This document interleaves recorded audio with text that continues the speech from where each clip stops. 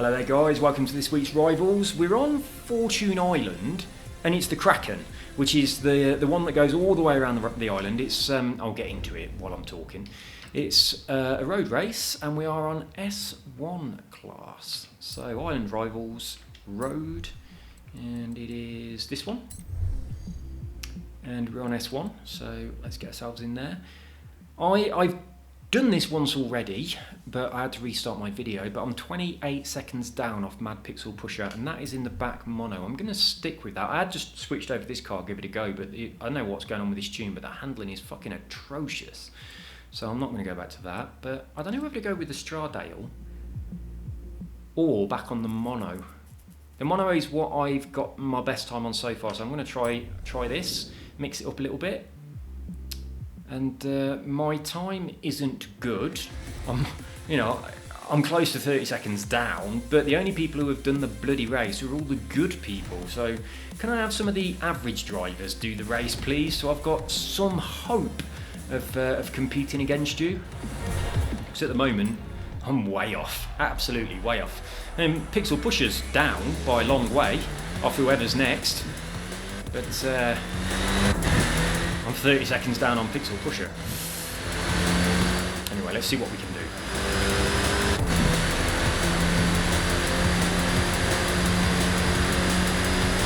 The reason I restarted again, I was making so many mistakes, and it's because I've been doing F1 2020. I've been doing time trials around Monaco, and I'm so used to driving the F1 car that I got in here and I was just driving like an absolute idiot. I just couldn't adjust, so I thought I'll do a little bit of practice, then I'll just restart the video and go from there. So that's where we are right now. So I've had a little bit of practice to get used to driving back on here. I should have practiced in this car, shouldn't I, rather than in different cars, and then switched over to this one at the moment of recording. But I do like this car. Oh dear. But he's getting away from me, and that's not good.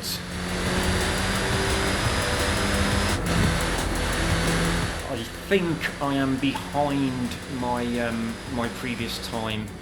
Well, I definitely am. Definitely, I was much further ahead at this stage of the race. I mean, there's shit. If I keep falling behind at this rate, there's no way I'm going to be within 30 seconds by the time we get to the end, is there?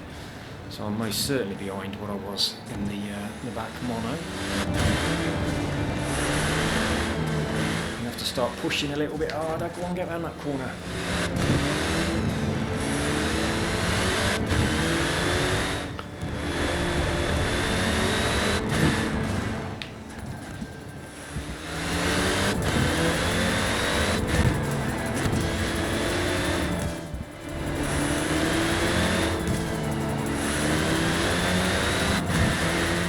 Focused. Oh shit, I wasn't expecting that. Really wasn't expecting that.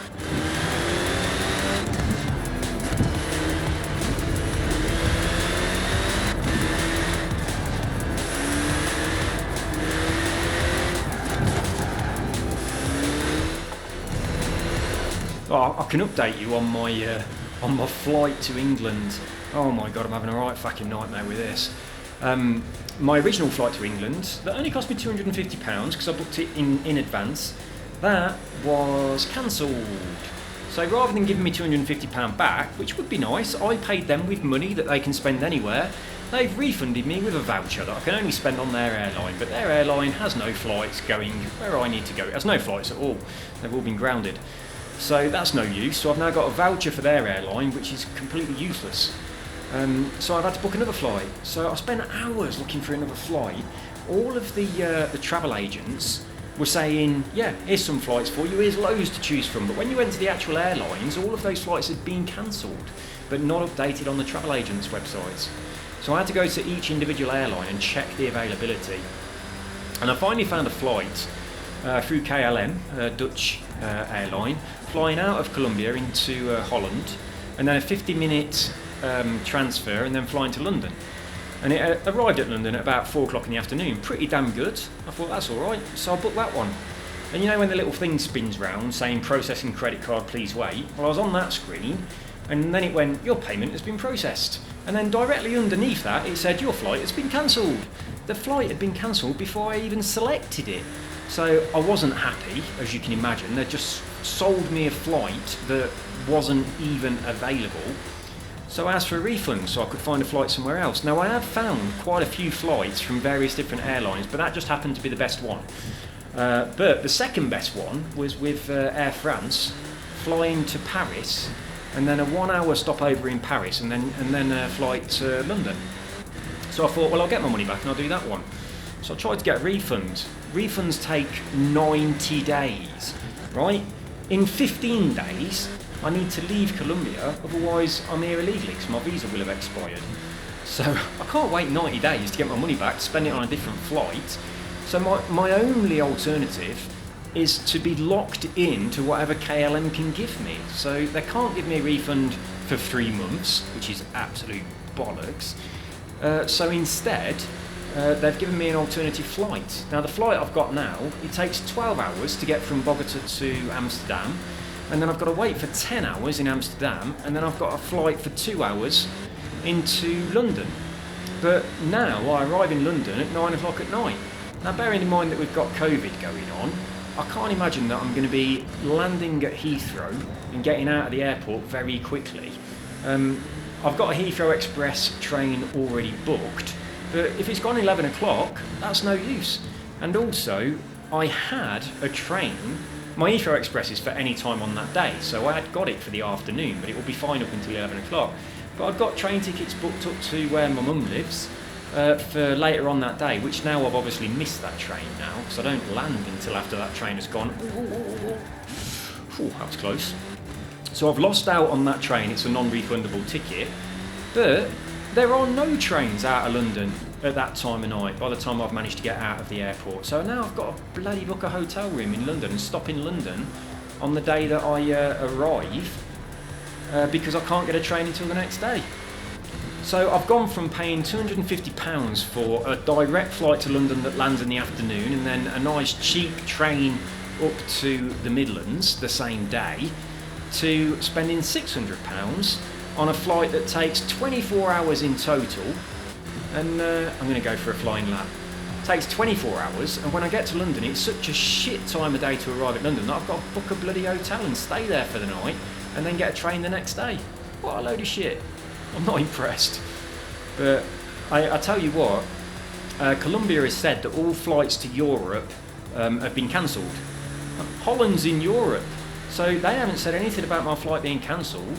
I'll keep checking, but you know, Colombia has said we're not flying to Europe. So has my flight been cancelled? And they just ain't told me yet. I bloody hope it hasn't, because if it has, I'm in a real mess. But if my flight has been cancelled and they can't get me another one, and it's going to take them 90 days to do a refund, obviously I've got to buy yet another flight. So I'll keep buying all these flights, but they say we'll do we'll refund you with a voucher. That's no use. I need the cash so I can use the cash to spend on yet another flight. So I'm having a bit of difficulty visiting England. But as it stands, I will arrive in England on the 12th of October. And I am still getting out of Colombia the day before my visa expires. So as long as this goes ahead, we should be okay. I hope. But it's not looking too good, and I've got to have a coronavirus test before I can fly as well. And the other thing as well, I've obviously got to wear a face mask for the entire flight and also the entire time I'm in the airport in Holland, and then the next flight as well, and the amount of time I'm in Heathrow. I've got to wear a face mask for like, it's over 24 hours in total of a mask being on my face without me being able to remove it. I ain't looking forward to that. The longest I've worn a face mask since March, which is when all this started, is for about, I don't know, 20 minutes or something when I've popped to the shop. That's it. And even then it starts to hurt your ears and stuff, don't it? So I'm not looking forward to wearing one for more than 24 hours. But at least I'm going to get out of Colombia before my visa expires. Well, hopefully, all being well. So we'll see. I'll keep you updated. If it gets cancelled, I'll let you know. But yeah, it's not looking good at all. But And I don't know how long I'm going to be in England for, but it's going to be a minimum of 6 weeks. But I've only got a one-way flight because I need to get my my visa sorted before I can book a flight back. So when I get there, I'll go and see the consulate and try and get a visa sorted for my return. But I don't mind being there for a while. But it's going to be cold, isn't it? It's lovely and warm here. We walked to the mall yesterday, and it was really, really sunny. And those people with umbrellas like to protect themselves from the sun.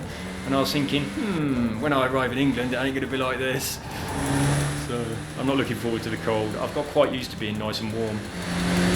I mean, where I live in Bogota, it's not hot by any stretch of the imagination because it's high altitude. It's just right. It's just nice all the time. It's never too hot, never too cold. It's just nice. And it's so stable with the temperatures that I don't know a single person that's got either air conditioning or central heating in their house. Nobody. I've never seen anyone with radiators or anything like that, and I've never seen anyone with air conditioning. So like, the temperature here is just nice constantly, so you don't need any of that stuff. Which is pretty good really, because you haven't got to pay your heating bills, and when you live in England that's your most expensive bill, like paying for your heating, especially in the winter. But yeah, we don't have seasons, we don't have cold. It's never snowed here as far as I'm aware. Carol's never seen snow. So yeah, it's just nice all the time. It does rain, but even when it rains, it's not like, you know, when you get like cold, miserable rain that makes you all depressed. It's not like that. It's just like it's warm rain. It's not exactly warm, but you know what I mean. I mean, before this city was here, it would have been a tropical rainforest, wouldn't it? Really, all of this region. Apart from not necessarily where I am, because this is high altitude in Bogota, but the rest of Colombia most certainly. But yeah, having a couple of problems with the old flights, but hopefully it will all go well. But I ain't looking forward to being on a flight for 12 hours and then having to wait for 10 hours in an airport.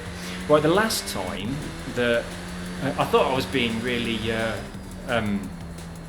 really frugal, because I almost booked a flight from England to here, and it was £600, and then I found a flight that was £540, but it transferred in Orlando, and I thought, yeah, that's all right, I'll go around Orlando Airport for a while, and it was 5 hours in Orlando Airport. I thought, yeah, fine, I'm saving 60 quid, and I don't mind going to Orlando, that would be nice. And so I got that flight instead, and I saved £60. And then when I got to the airport, they said, do you want to upgrade to first class? And I thought, yeah, I've saved £60, why not? Treat myself. So I upgraded to first class. And then when I got to Orlando, I got 5 hours. So I was going around the shops and stuff, and everything that I saw in a shop that I liked, I was thinking to myself, well, I've saved money, I might as well buy this. And I bought so much stuff. I kept spending my saved £60 over and over again. And I bought myself all these new things. And then I kind of felt a bit guilty about it, and I thought, oh, I better buy Carol something. So I bought Carol like a necklace and some earrings and stuff, and some other little bits and bobs. I spent over £500 at the airport. I was thinking, hang on a minute, I saved £60. I'm here waiting for... I spent loads of money on food as well. You get really bored in airports, don't you? You just eat and eat and eat. Oh yeah, in Heathrow Airport as well. You know, like the sushi bar in the middle of the Heathrow Airport that's really expensive. I thought, oh, I've saved £60, I'll go and treat myself to some... I had caviar and I had champagne at the sushi bar. And so I spent like £40 on a sandwich. It's just absolutely ridiculous. But I kept saying to myself, yeah, you've saved loads of money. This is free. But I said that over and over and over again until I'd spent a small fortune on things that I really didn't need to buy. And things that were very, very overpriced. But the first class flight was nice. So yeah, since then I've always said, if there's a direct flight and there's like one that's got a change and you have to wait in an airport somewhere, no matter how much the direct flight is, always take the direct flight, because the one way you have to hang around in an airport, you're going to be spending a shitload of money. So yeah, I've got 10 hours stopover in Amsterdam. But because of coronavirus and stuff, I'm not going to be leaving the airport. I'm going to be stuck in the airport for 10 hours. But I never ever sleep on a plane either. So I've got a 12-hour flight from here to Holland, which I won't sleep on. And it's a stupid time of day. I leave here at 3 o'clock in the afternoon. It's 12 hours. So my time, I arrive in Holland at 3 o'clock in the morning. Now, I'm not going to sleep at any time on a plane if I'm getting on it at 3 o'clock in the afternoon. That's just not going to happen, is it? It's just like I'm going to have a late night and be up at 3 o'clock in the morning. So that's no use to me whatsoever. Like, my original flight was leaving here at 11 o'clock at night, so I can just go to sleep on the plane, even though I never do. But it was much more practical, whereas now, that's not going to happen. But at least I can get some work done on the plane. That I'm hoping that when I arrive in Holland, rather than spending loads of money in the airport or, you know, eating a shitload of food and all that sort of stuff, I'm hoping that I can just find a place to sleep. It's 10 hours, so I can have like at least 8 hours sleep and still have loads and loads of time to sort out being in the right place at the right time and all that jazz. So I think if I can do that will remove the unnecessary waiting time because I'll be asleep, and it means I'll be refreshed. Oh no, have I just missed that gate? Oh no. What a disaster. Well, I might as well restart, mightn't I? Because I'm not that far around the track. Oh, what a bummer.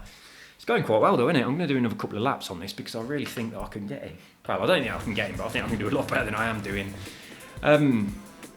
Yeah, I'm hoping I can just sleep in Holland for 8 hours or something, then get on the short flight to London. But it does mean I'm going to arrive in London at a time of the night where I should be going to bed quite soon, and I'll probably be awake. But I'm going to have jet lag anyway, ain't I? Because I'm in a different time zone anyway. But anyway, hopefully it will all be sorted and I'll manage to get there all right. John, my mate in England, has offered to pick me up from Heathrow, so all being well, I can do that as opposed to getting the hotel. So that is an option for me. But I do need to go and see the consulate in London, so I might try and get an appointment to go and see him, and then I might still stay in London that night and go and see him the next morning to sort out my visa, because that's quite important, but we'll see. But yeah, I have got that offer there from John, so it's not actually as bad as I made out that it was, but I forgot about that. He said that to me today, but that's because of what I said originally about having to go to London and then staying there in a hotel. That's the way it's been for the past few days, so that's been what I've been focusing on. But yeah, John did say give me a lift, so I do have an alternative. So it's not quite as bad.